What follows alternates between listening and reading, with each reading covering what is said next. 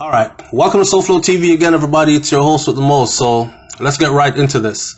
So the Jamaica Gleaner was the first one to run the story, right? And the story says the Gleaner can now report that double world under 20 sprint champion and national junior record holder Briana Williams has tested positive for banned diuretic hydrochlorothiazide. Now, here's the thing. They're saying now we can confirm it because it was reported before that a Jamaican professional athlete was tested positive, right? And then they got the news that it's Briana. Wow, what a time. Anyways, let me read this first and then I'll have a whole lot to say after. So, with the Jamaican Athletic Administrative Association set to name its team for the World Championship on September 6th, which is shortly coming up, Williams representative Dr. Emir Crown told the Gleaner on Tuesday that he will be seeking an expedited hearing and will be contesting that the 17-year-old had no fault in the circumstances and therefore should not face any sanctions. Before I go any further, I'm going to tell you why I do not think it's her fault as well. It is probably an honest mistake on her part, but the whole leak of the information is definitely a sabotage by somebody. So our primary position will be that Miss Williams bears no fault in the circumstances and that there should be no sanctions levied against her. That will be our primary position, Crown said. It will be an uphill battle, but this is one of the truly genuine times when there was nothing more that the athlete could do in the circumstances. I'm going to explain to you why there was absolutely nothing she could have done. Failing a finding of no fault whatsoever, if they fail to find that she was of no fault whatsoever, then we will rely on a finding of no significant fault because, again, it's a contaminated product, and under the WADA code and JADCO code, the minimum sanction is a reprimand. So we will be asking, in light of the circumstances, that she receives a reprimand. All right. Williams' B sample has reportedly confirmed the presence of the substance, which was first detected from tests carried out at the National Senior Championships between June 20th and 23rd. However, Crown said he is yet to receive this confirmation. We want to be very clear that we are not the ones who revealed that it was in fact Briana Williams, and we are a bit concerned that the information has come to light between her A sample and requesting her B sample being tested. We remain very concerned how her name came to light, said Crown. And just like I told you before, it's funny that her team is unaware, has not been made aware or been contacted by the proper parties involved, but yet the Gleaner was able to get this information already. So he's saying that we remain concerned how her name came to light. Nothing but somebody called and said, hey, I have a breaking story for you guys. This is this. I work on the inside, but don't call my name. Something like that. Anyways, quite frankly, we have not received any notification of the results of her B sample as yet. I emailed JADCO to follow up, and we have no official communication from JADCO whatsoever about that, he added. And of course, he can't lie about that because JADCO could easily come out and say to the media, they're telling lies. They're probably trying to cover up more because we did contact them and we have proof. So it's easy to say that they have not been made aware yet. The athlete's A sample was originally tested at the World Anti-Doping Agency, which is WADA, accredited lab in Montreal, Canada. Diuretics are often abused by athletes to excrete water for rapid weight loss and to mask the presence of other banned substances. So what this particular diuretic does is it was used to treat high blood pressure and swelling from like bad liver, bad kidney, heart disease. So your body would swell up, edema, and they would use this to allow the body to lose water, right, and not swell up. Athletes, they say, use it to mask other banned substances because they'll be able to pee it out of their system, piss it out of their system, and also to lose a whole bunch of weight and look cut up and defined. So anyways, on July 25th, Williams and her team were advised of an adverse analytical finding in her A sample from the National Senior Championships, where she placed third in the 100 meter. I didn't even know she ran and placed third in the 100 meter. Oh yeah, she did.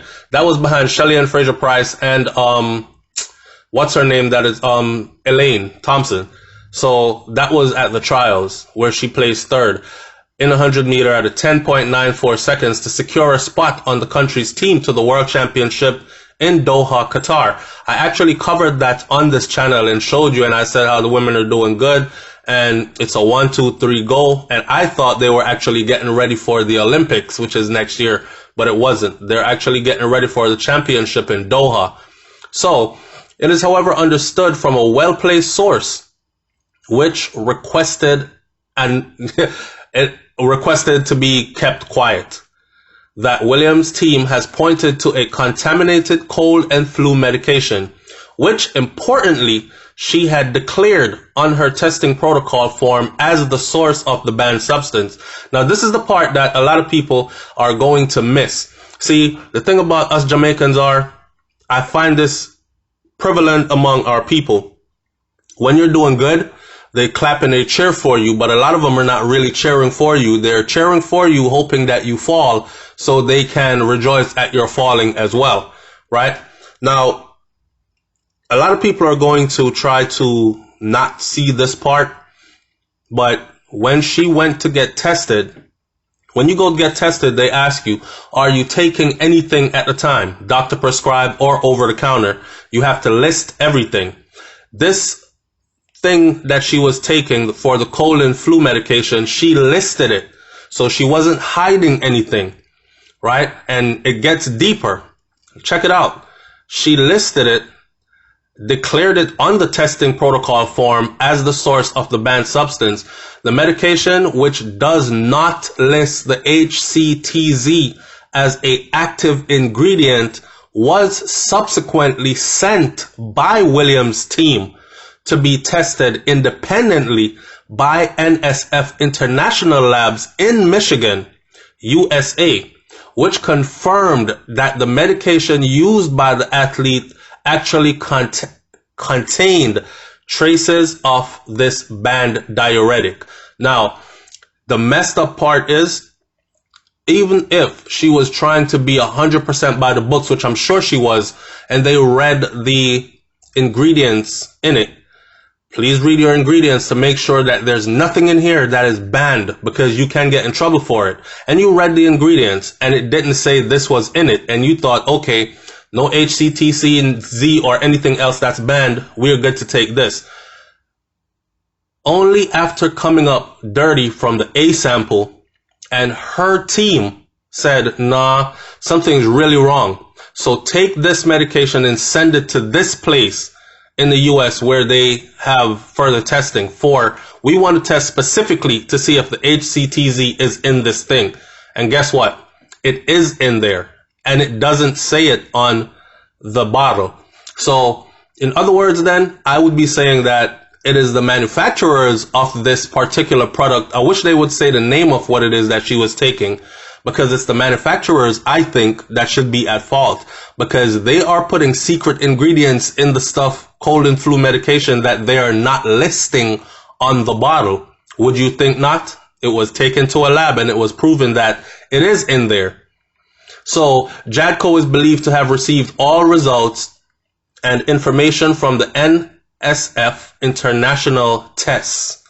In 2013, now listen to this.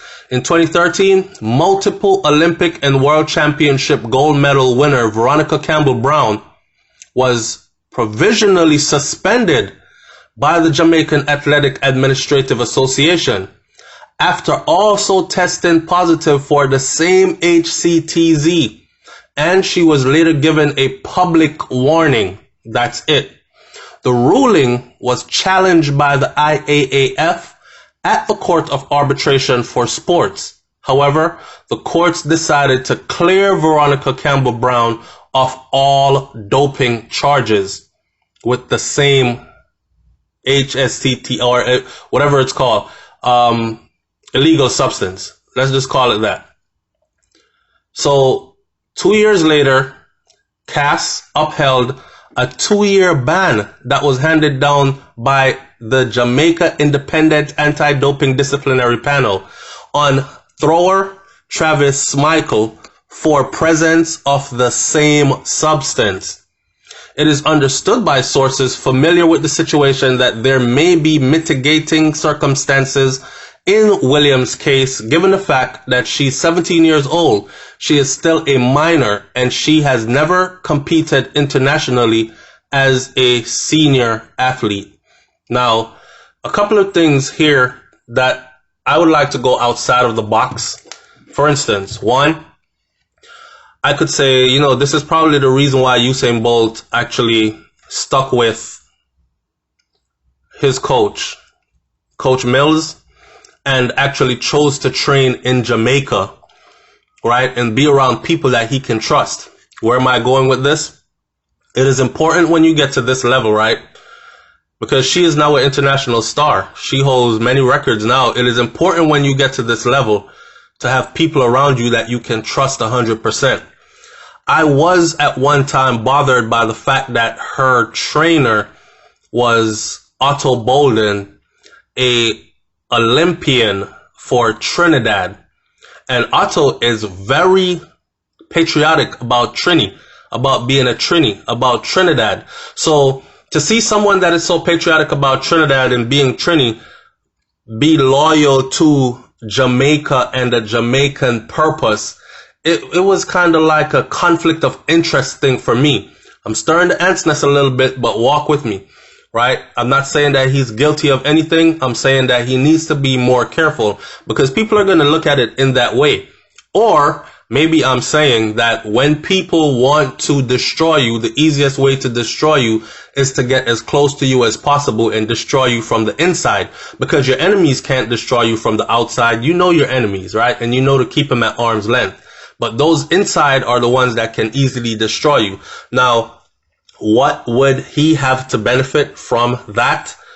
Let's see.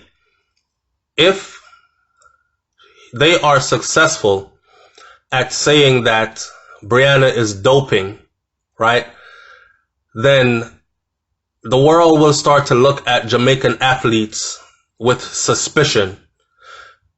Jamaica is a powerhouse when it comes to athletics. And of recent times, it's been our women that have been the real powerhouses. So it would be easy for people to say, they're that fast because they're all on dope, or they're all doping, or they're all taking illegal substances, right?